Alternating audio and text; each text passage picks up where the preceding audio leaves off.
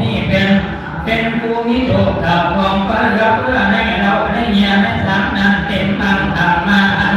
เป็นหาเมื่อเพื่อไงเป็นกอบเป็นออกขอบเขตเจหาตาลามาดูเหตุสตาที่หัวส่วนให้หน้ารักษาเดียระดับรักษาเดียระดับอุทิยานส่วนดับก็คุณไก่กระสานมันเลือดมันสัญญาทางบริวารประคำนี่กระทำสามบริโภคถูกกรณี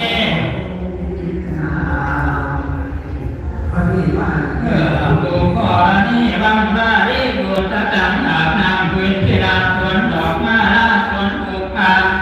มาลาหอมคงเอามีลูกเต่าทั้งลูกตาเรียนเป็นพ้นค่อยรักษาบุปผาประตูยากจำประการเมื่อยากรักสังขารถึงเรื่องตาก็ไปใกล้ดาที่รุ่งหน้าไปเกิดความศาสนาอุปเสริฐคือไปเกิดความพระเจ้าองค์เทวเมตไตรคุณเสด็จ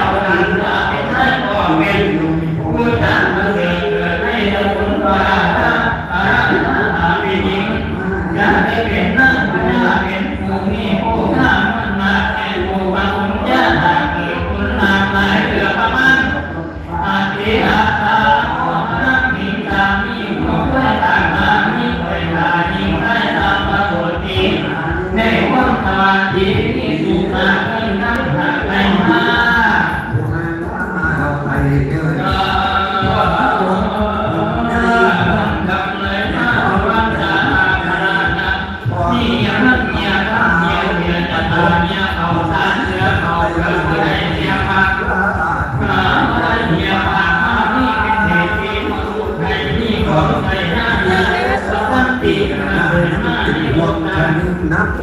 ที่ทำเดินรอดีนาที่พอเทียมบอกเขา